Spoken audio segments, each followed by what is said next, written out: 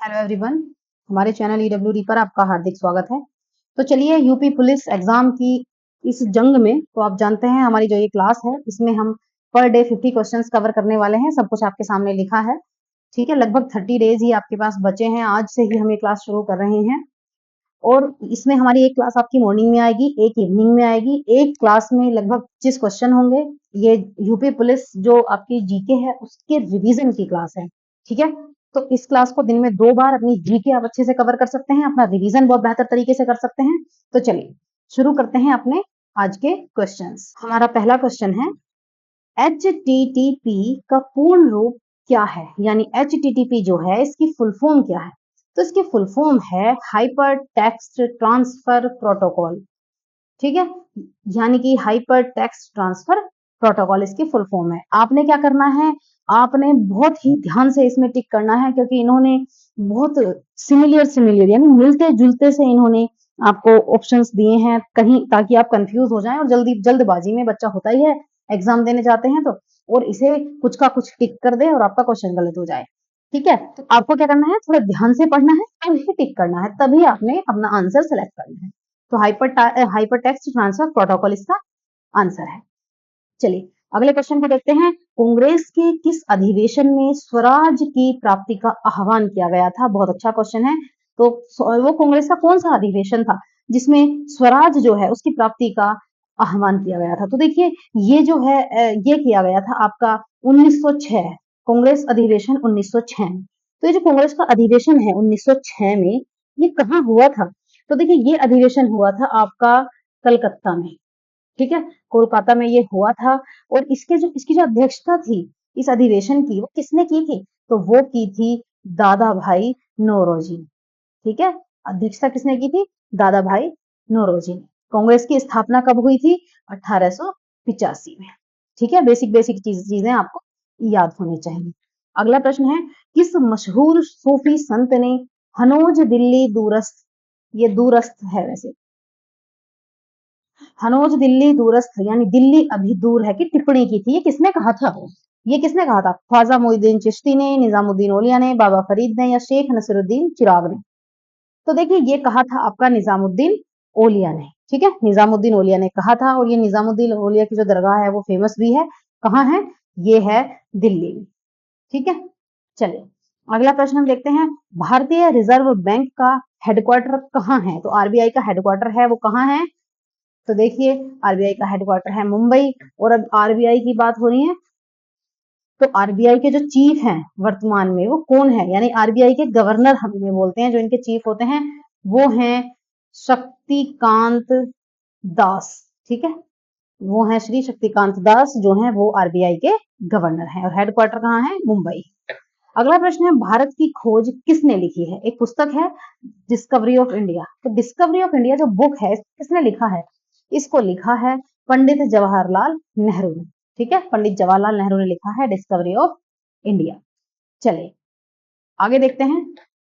हमारा अगला प्रश्न है, भारत के राष्ट्रपति किस अनुच्छेद के अंतर्गत राष्ट्रपति शासन प्रख्यापित कर सकते हैं? यानी कि जो देश में जो राष्ट्रपति शासन लगाया जाता है वो किस अनुच्छेद के तहत लगाया जाता है? तो देखिए जो राष्ट्रपति शासन हम लगाते हैं, जो हमारे देश में राष्ट्रपति शासन लगता है वो आपका लगता है अनुच्छेद 356 के तहत। ठीक है, तो 356 के तहत ये देश में हमारे जो है राष्ट्रपति शासन लगता है। सबसे ज्यादा बार अभी तक राष्ट्रपति शासन कहाँ लगा है? सबसे ज्यादा बार अभी तक लगा है पंजाब में। ठीक है, सबसे अधिक बार। चलिए अगले प्रश्न को देखते हैं। अगला प्रश्न है हमारा, निम्नलिखित में से किस शासक ने दूसरी बौद्ध संगीति का आयोजन किया था? ठीक है, ये दूसरी बौद्ध संगीति की बात हो रही है। तो दूसरी बौद्ध संगीति का आपको पता है बौद्ध संगीतियां कितनी हुई थी? 4 हुई थी। ठीक है, तो 4 में से कहाँ कहाँ हुई थी आज मैं आपको ये बता देती हूँ। कहाँ देखिए ये जो हुई थी बौद्ध संगीतियां हुई थी 4। ठीक है, 4 कहाँ कहाँ हुई थी? एक हुई थी राजगृह में, एक हुई थी वैशाली में, एक हुई थी पाटलिपुत्र में, एक हुई थी कुंडल। ठीक है। ये 4 आपकी बौद्ध संगीत है, इन चारों स्थान पर ये हुई थी। ठीक है, ये हुई थी जो राजगृह में हुई थी, ये थी प्रथम। वैशाली में जो हुई थी ये थी द्वितीय। पाटलिपुत्र में हुई थी तृतीय। और जो कुंडलवन में हुई थी ये थी चौथी बौद्ध संगीति। अब आ जाइए कि ये किस किसके शासन काल में हुई थी। उस समय जो इन्होंने पूछा है किस शासन ये आयोजित की थी। ठीक है, तो देखिए ये इस समय जो दूसरी ये हुई थी इसी से स्थान पर, और किस किस के शासनकाल में ये हुई थी। ये हुई थी इसके लिए मैं आपको शॉर्ट ट्रिक बताती हूँ। अजा काल अक। ठीक है, अजा काल अक। अब इसको बताती हूँ। पहली आपकी बौद्ध संस्कृति हुई थी अजात शत्रु के शासनकाल में। दूसरी हुई थी कालाशोक के शासनकाल में। तीसरी हुई थी आपकी अशोक के में। और चौथी बौद्ध संगीति हुई थी आपकी कनिष्क के शासनकाल में। ठीक है, आपको ये सीक्वेंस याद रखना है। ठीक है, तो देखिए आपने प्लेस को देखिए ये कैसे हुई थी। तो देखिए ये जो है आपका ये अजात शत्रु आपसे दूसरी पूछा गया है ना, तो दूसरी जो हुई थी वो आपकी कालाशोक के समय में हुई थी, और इसमें ऑप्शन नहीं है तो आप इसे यहाँ पहली कर लीजिए। ठीक है, तो पहली बौद्ध संगीति हम लिख लेंगे। ये कब हुई थी हमारी अजात शत्रु के शासनकाल में ये हुई थी। चलिए अगला क्वेश्चन हम देखते हैं। निम्न में से किस शहर और या भवन की नींव लुटियंस द्वारा रखी गई थी। तो लुटियंस द्वारा जो नींव रखी थी वो किसकी नींव रखी गई थी। आगरा, कलकत्ता, संसद भवन या फतेहपुर सीकरी। देखिए जो लुटियंस ने नींव रखी थी वो रखी थी संसद भवन की। ठीक है, संसद भवन की जो नींव रखी थी वो किसने रखी थी, डी लुटियंस इनका नाम था। चलिए अगले प्रश्न को देखते हैं। किस क्षेत्र में बुकर पुरस्कार प्रदान किया जाता है। तो बुकर पुरस्कार की बात हो रही है, ये प्रदान किया जाता है कल्पना साहित्य लेखन में। ठीक है, चलिए अगले प्रश्न को हम देखते हैं। हमारा अगला प्रश्न है प्रसिद्ध गोल गुंबद कहाँ स्थित है। तो गोल गुंबद की बात हो रही है, आपको पता है गोल गुंबद कहाँ है, बीजापुर में। और बीजापुर कहाँ है, कर्नाटक में। ठीक है, कर्नाटक के बीजापुर में ये गोल गुंबद स्थित है। अगला प्रश्न हम देखते हैं। हमारा प्रश्न है सेना को संगठित करने का जो श्रेय है किस सिख गुरु को जाता है। तो सेना को संगठित करने का जो श्रेय है ये किसको जाता है, ये जाता है गुरु हरगोविंद सिंह जी को। ठीक है, चलिए अगला प्रश्न हम देखते हैं। हमारा अगला प्रश्न है हिरण्यकश्यप का नाम किस त्योहार से संबंधित है। तो हिरण्यकश्यप आप जानते हैं ये कौन थे, ये थे प्रहलाद जो थे भगवान के विष्णु भगवान के भक्त, उनके पिता थे।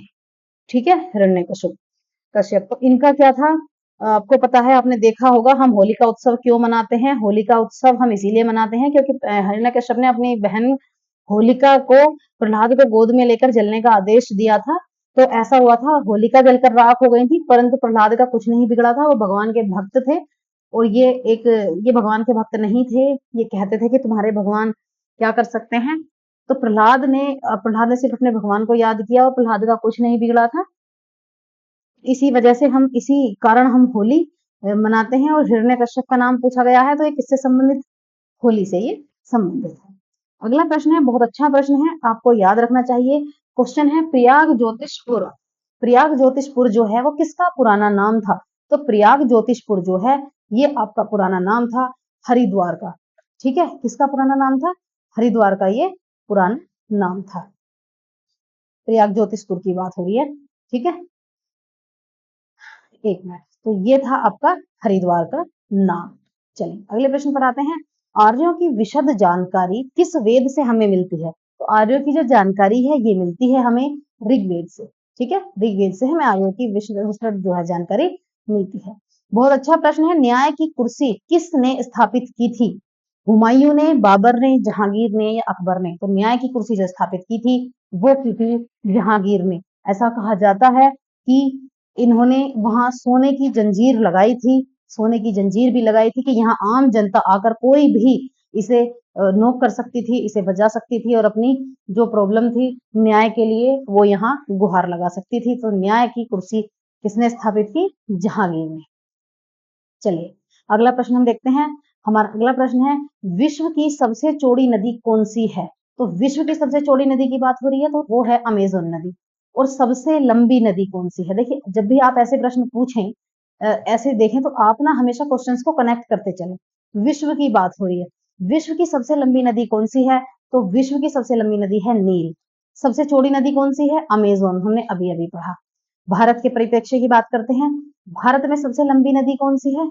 भारत में सबसे लंबी नदी है गंगा नदी। भारत में सबसे चौड़ी नदी कौन सी है? भारत में सबसे चौड़ी नदी है ब्रह्मपुत्र। ठीक है, तो अब आपको याद हो गया विश्व में सबसे लंबी नदी कौन सी है? नील नदी। सबसे चौड़ी नदी कौन सी है? अमेज़न। भारत की बात करें सबसे लंबी नदी कौन सी है? गंगा। और सबसे चौड़ी नदी कौन सी है? ब्रह्मपुत्र। चलिए अब अगला प्रश्न हम देखते हैं। ब्रिटिश सरकार ने बंगाल विभाजन को किस वर्ष भंग किया था? बहुत अच्छा क्वेश्चन है। सबसे पहले तो ये देखिए कि जो बंगाल विभाजन है, पहले आपको ये पता होना चाहिए कि किस वर्ष हुआ था, उसके बाद इसे देखेंगे कि ये भंग कब हुआ था। तो बंगाल विभाजन हुआ था 1905 में। ठीक है, 1905 में बंगाल विभाजन के आदेश दे दिए गए थे और इसी वजह से 16 अक्टूबर 1905 को बंगाल में शोक दिवस के रूप में मनाया गया था। ठीक है, कि ये बंगाल विभाजन नहीं चाहते थे परंतु फिर भी बंगाल का विभाजन कर दिया गया। अब आता है 1911। तो इन्होंने पूछा है भंग किस वर्ष किया गया? तो ये किया गया 1911 में। 1911 में क्या हुआ? जॉर्ज पंचम जो थे, जॉर्ज पंचम इंडिया आए। जब ये भारत आए तो इन्होंने, आपने देखा होगा मुंबई में एक बना हुआ है गेटवे ऑफ इंडिया। ठीक है, गेटवे ऑफ इंडिया मुंबई में बना हुआ है, आप जानते होंगे। तो देखिए इंडिया गेट में और गेटवे ऑफ इंडिया में फर्क है, कंफ्यूज नहीं होना है। इंडिया गेट दिल्ली में है और गेटवे ऑफ इंडिया आपको मुंबई में है। ये जो गेटवे ऑफ इंडिया है ये जॉर्ज पंचम का जो वेलकम किया गया था उन्हीं के आगमन पर 1911 में इसको बनाया गया था। ठीक है, तो जॉर्ज पंचम ने ही आकर इसको बंगाल विभाजन को रद्द करने की घोषणा की थी। ठीक है, चीजों को कनेक्ट कीजिए, आप भूलेंगे नहीं, आपको हमेशा बहुत अच्छे से याद रहेगा। ठीक है, अब देखिए सिर्फ बंगाल विभाजन से ही हमने कितने क्वेश्चन देख लिए हैं। हमसे सिंपल पूछा गया था कि बंगाल विभाजन भंग कर दिया गया 1911 में, परंतु ये तो पता होना चाहिए बंगाल विभाजन हुआ कब था? हुआ कब था? 1905 में। ठीक है, भंग हुआ लेकिन भंग किया किसने? जॉर्ज पंचम ने। ठीक है, ये अंग्रेज थे, ये यहाँ इंडिया आए उस समय जॉर्ज पंचम, और इन्होंने इन्हीं की मेमोरी में, इन्हीं के लिए ही, इन्हीं के वेलकम के लिए गेटवे ऑफ इंडिया बनाया गया था और इन्होंने ही आकर बंगाल विभाजन को रद्द करने की घोषणा की थी। चलिए अगला प्रश्न देखते हैं। सन 1961 में पुर्तगालियों से कौन से भारतीय राज्य को मुक्त कराया गया? बहुत अच्छा क्वेश्चन है। देखिए पुर्तगाली यहाँ से जाना नहीं चाहते थे परंतु 1961 में क्या हुआ? जबरदस्ती मुक्त करवाया गया गोवा। जो पुर्तगाली थे वो गोवा को छोड़ना नहीं चाहते थे परंतु जो छुड़वाया गया वो जबरदस्ती ही छुड़वाया गया। ठीक है, यहाँ ये सैन्य कार्यवाही से ये छुड़वाया गया था। ठीक है, तो ये गोवा था जिसे पुर्तगालियों से आजाद करवाया गया। अगला चलिए अगला प्रश्न देखते हैं। चापचर कूट उत्सव, क्या नाम है उत्सव का? चापचर कूट जो उत्सव है ये भारत के किस राज्य में मनाया जाता है? चापचर कूट उत्सव जो है ये मनाया जाता है आपका मिजोरम में। ठीक है, इसे मिजोरम में मनाया जाता है। अच्छा क्वेश्चन है, बहुत अच्छा क्वेश्चन है। अगला प्रश्न देखिए। ओणम, ओणम आप सभी को पता है भारत में किस राज्य में उत्पत्ति के साथ एक वार्षिक हिंदू त्योहार है? आपको पता होना चाहिए, केरल। ओणम जो है वो केरल का एक त्योहार है। ठीक है, बहुत बढ़िया क्वेश्चन है, कई बार पूछा गया क्वेश्चन है एग्जाम में। अगला प्रश्न है निम्नलिखित में से कौन सा एक सुशिर वाद्य है? ठीक है, ड्राई इंस्ट्रूमेंट, तो कौन सा है एक सुशिर वाद्य? बताइए। वो है आपका बांसुरी। जो बांसुरी है वो एक ड्राई इंस्ट्रूमेंट है। चलिए अगले प्रश्न को हम देखते हैं। हमारा अगला प्रश्न है निम्नलिखित में से कौन प्रसिद्ध वायलिन वादक हैं? तो प्रसिद्ध वायलिन वादक इनमें से कौन है? परवीन सुल्ताना, तानसेन, अमृता शेरगिल या टी एन कृष्णन? तो देखिए इनमें जो प्रसिद्ध वायलिन वादक हैं वो हैं टी एन कृष्णन। अगला प्रश्न देखते हैं। बेलाडीला, बेलाडीला कहाँ है? छत्तीसगढ़ में। ये क्यों प्रसिद्ध है? जो बेलाडीला है ये छत्तीसगढ़ में है परंतु ये प्रसिद्ध क्यों है? देखिए ये प्रसिद्ध है आपके लौह अयस्क के लिए, यानी आयरन ओर के लिए। लौह अयस्क के लिए बेलाडीला छत्तीसगढ़ का जो है प्रसिद्ध है। अगला प्रश्न हम देखते हैं। पश्चिम मध्य रेलवे का मुख्यालय कहाँ स्थित है? बात हो रही है पश्चिम मध्य रेलवे की। ठीक है, तो पश्चिम मध्य जो रेलवे है ये आपका स्थित है जबलपुर में। ठीक है, ये आपका स्थित है जबलपुर में। चलिए अगला प्रश्न हम देख रहे हैं। हमारा अगला प्रश्न है स्थल सेना के पूर्वी कमांड का मुख्यालय कहाँ स्थित है? बात है आर्मी के जो पूर्वी कमांड है, ईस्टर्न कमांड है, उसके हेडक्वार्टर की बात हो रही है। तो देखिए ये आपका स्थित है कोलकाता में। ठीक है, तो स्थल सेना का जो पूर्वी कमांड का मुख्यालय है वो आपका कोलकाता में स्थित है। तो अप्रोक्स 25 क्वेश्चन हमने इस वीडियो में कवर किए हैं और अगर ऑप्शंस वगैरह मिक्स करके देखा जाए तो ये ज्यादा ही हो जाते हैं। ये जो क्लास है हमारी यूपी पुलिस की स्पेशल रिवीजन क्लास है। इस रिवीजन क्लास में आपको क्या करना है, मॉर्निंग में और इवनिंग में दोनों ही शिफ्ट में ये आपको क्लास मिलेगी ताकि आप लोगों का बहुत अच्छे से रिवीजन हो सके, बहुत बढ़िया से रिवीजन हो सके। कुछ नहीं करना है, सिर्फ बढ़िया रिवीजन करते चलना है, सिर्फ पढ़ाई करते चलना है।